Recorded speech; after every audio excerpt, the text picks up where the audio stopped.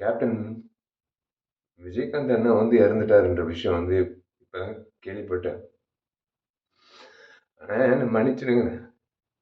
முதல்ல என்னை மன்னிச்சிடுங்க. நான் சத்தியமா இந்த நேரத்துல நான் உங்க பக்கத்துல இருந்து உங்க முகத்தை ஒரு முறை பார்த்து ஒரு காலை தொட்டு கும்பிட்டு நான் உங்க கூட இருந்திருக்கணும். நான் வெளிநாட்டுல இருந்தது என் தப்புன்னா என்னை மன்னிச்சிடுங்க.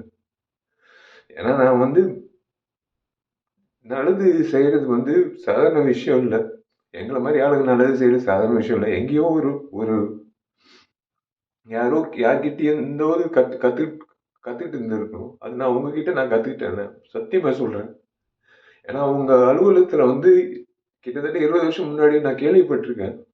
நான் நிறைய முறை நிறைய பேர் சொன்னது நான் கேட்டிருக்கேன். உங்க அலுவலகத்துக்கு யாராவது பசியோட வந்தா நீங்க வந்து சோறு போட்டு அனுப்புவீங்க.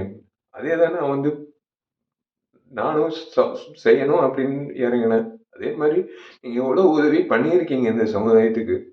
இன்னைக்கு வந்து ஒரு அரசியல்வாதியோ ஒரு ஒரு நடிகர் சங்க முன்னாள் தலைவரோ இழந்ததை விட ஒரு நல்ல மனிதர் இழந்ததுதான் என்னால ஜீரணிக்க முடியலண்ணே.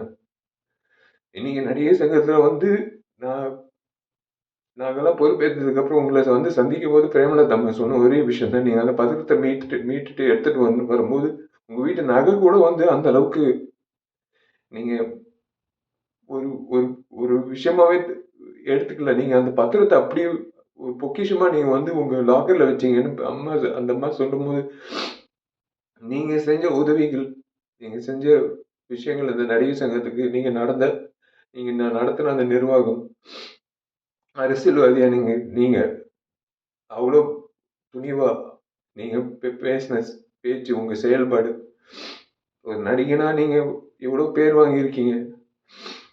ஆனா ஒரு மனிதரா பேர் வாங்குறது சாதாரண விஷயம் இல்லை. சில நபர்கள் தான் ஒரு மனிதரா நீண்ட நாட்கள் அந்த பேர் நீடிக்கும். அந்த அந்த வகையில நீங்க இருக்கீங்க. மன்னிச்சிருங்க. உண்மையிலே நான் சத்தியமா சொல்றேன். இன்னைக்கு நான் உங்க பக்கத்துல இருந்திருக்கணும்.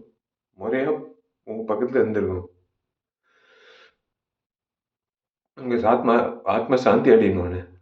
நீங்க நீங்க நல்லா இருக்கணும். சத்தியமா உங்க பேர்ல நான் கண்டிப்பா வந்து உங்க பேர்ல நான் கண்டிப்பா வந்து மேற்கொண்டு நல்லது பண்ணணும்னு இன்னும் தோணுதுன்னு. அவ்வளவுதான். வேற ஒண்ணும் சொல்ல முடியல. உங்களுக்கு நான் பண்ண வேண்டிய ஒரு விஷயம் இதுதான் நான் நினைக்கிறேன். செய்திகளை உடனுக்குடனும் துல்லியமாகவும் தெரிந்து கொள்ள சப்ஸ்கிரைப் பண்ணுங்க.